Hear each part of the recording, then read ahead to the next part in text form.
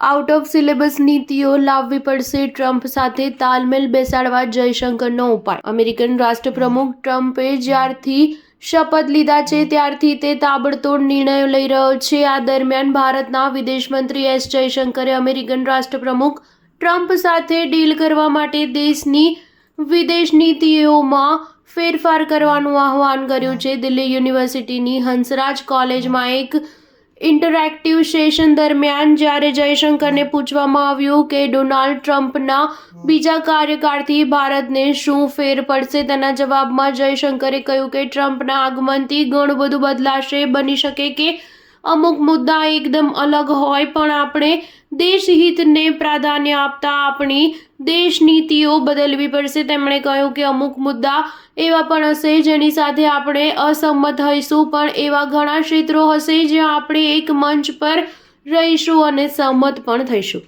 આ દરમિયાન જયશંકરે શિક્ષણ ક્ષેત્રે અને કૂટનીતિ દ્વારા રાજકારણમાં પ્રવેશવા અંગે કહ્યું કે મેં ક્યારેય વિચાર્યું ન હતું કે હું પણ નોકરશાહ બનીશ. હું રાજકારણમાં અચાનક આવ્યો અને કાં તો આને ભાગ્ય કહું, કેમ કે મોદીએ મને એ રીતે આગળ વધાર્યા કે હું ના પાડી શક્યો. ઉલ્લેખનીય છે કે તાજેતરમાં વિદેશ મંત્રી એસ જયશંકર ટ્રમ્પના શપથ સમારોહમાં સામેલ થવા અમેરિકા પહોંચ્યા હતા.